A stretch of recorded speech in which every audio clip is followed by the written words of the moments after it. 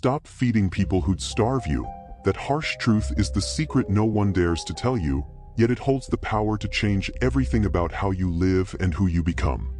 You've been conditioned to believe that generosity, loyalty, and endless giving define your worth, but what if I told you that this mindset secretly fuels your own depletion, making you a prisoner to others' selfish hunger? The shocking reality is, not everyone who asks for your time, energy, or kindness deserves it, and continuing to pour your resources into those who would gladly starve you leaves you weaker, confused, and stuck in a cycle that erodes your spirit. This is not about selfishness, it's about the ancient wisdom Stoics mastered long ago, the art of discerning what truly serves your inner fortress and what is poison disguised as duty. You must recognize that your value is not measured by how much you give to those who take without gratitude or reciprocity. Imagine the impact of withdrawing that sustenance from those who exploit your goodwill, leaving them to face their own emptiness without your constant rescue. The Stoics teach us that we control our reactions, not others' demands, and that peace comes from focusing on what is within your power. When you stop feeding those who starve you, you reclaim the sacred territory of your mind and spirit, forcing a reckoning not just in their world, but within yourself. It is a quiet, relentless refusal to enable patterns that drain you, a boundary set with the calm resolve of Marcus Aurelius facing an empire's chaos.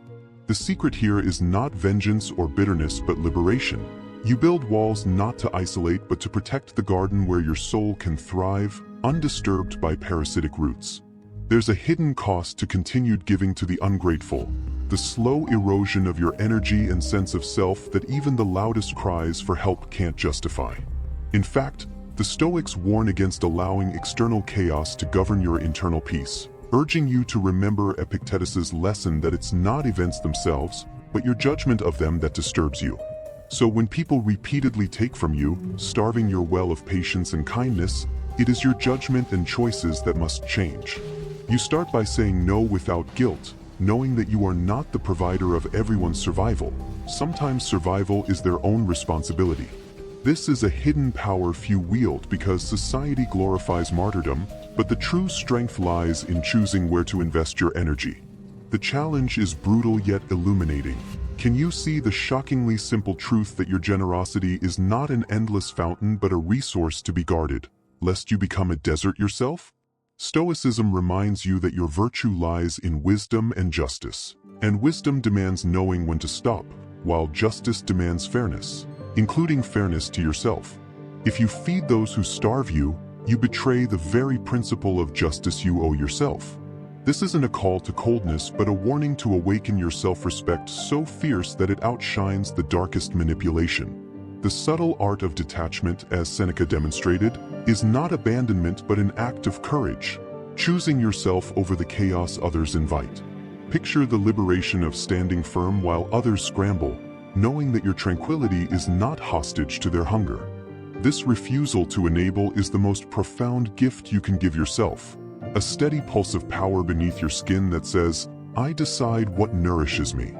You might secretly fear the backlash, the loneliness, or the judgment from those you cut off, but remember, the Stoics teach that opinion is external and fleeting. What matters is your integrity and serenity. This shockingly simple recalibration transforms your relationships from draining to empowering, forcing others to confront their own dependence or depletion. And here lies the warning. If you ignore this truth, you risk becoming a ghost in your own life, haunting your own generosity as a casualty of exploitation. You cannot pour from an empty cup, and the Stoics knew well that self-care is not indulgence but necessity, a foundation of virtue, not its opposite. When you finally stop feeding those who starve you, you create space for those who truly deserve your attention, those who nourish your spirit as much as you nourish theirs. This is the hidden revolution within, a reclamation of your time, your energy, your very being. You do not owe anyone your survival. Survival is a pact between you and your own soul's wisdom. So here is the challenge. Look around at who you've been feeding. Are they helping you grow or quietly starving your potential? The decision is yours, and the secret to your freedom lies in choosing yourself first, without apology, without hesitation. Subscribe now to explore the relentless pursuit of wisdom that will arm you to face this challenge every day.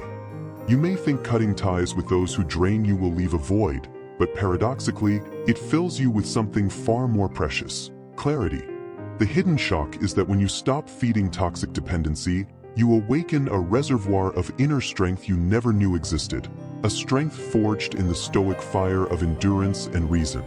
This is where true power dwells, not in bending endlessly to others' needs, but in standing unshaken by the storms of manipulation or entitlement. The Stoics warned of the dangers of misplaced trust and the erosion of self through attachment. They taught that freedom comes from recognizing what belongs to you and what does not. Feeding those who starve you is a form of self-betrayal, a secret prison you lock yourself into by ignoring your own boundaries. You are not a charity. You are a sovereign soul entrusted with your own flourishing. The shock, the warning, the urgent call here is that by continuing to feed those who'd starve you, you're allowing their scarcity to dictate your abundance, their neediness to dictate your worth. But the Stoics would tell you that your worth is inherent and untouchable, rooted in virtue, not in the approval or consumption of others. Imagine the liberation that floods your life when you sever those ties and redirect that energy towards self-mastery and growth. There's a hidden economy of energy, and you must become the vigilant banker of your own spirit. This isn't about cutting off love or kindness, but about recalibrating your generosity so it's not swallowed by black holes of greed or neglect. You learn to identify who is starving you on a soul level, who takes but never gives, who drains but never replenishes, and you stop feeding them. This is the greatest act of justice you can perform for yourself. Seneca's letters echo here. True friendship is a mutual exchange, not a one-sided feeding frenzy. When you stop feeding those who starve you, you cultivate relationships where respect and care flow both ways, where you are not merely a well but a spring that both gives and receives. The warning embedded in this truth is loud. If you keep feeding those who drain you, you risk losing sight of who you are, your values, your power, and your peace. Stoicism teaches that your peace depends on your internal state, not on the whims of those who consume your kindness without return. This is why detachment is not coldness but clarity, an enlightened state where you no longer confuse your survival with someone else's appetite.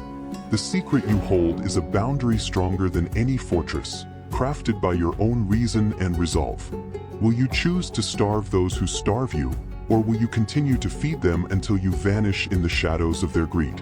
This question lingers without easy answers, because the path is lonely, fraught, and requires courage few summon.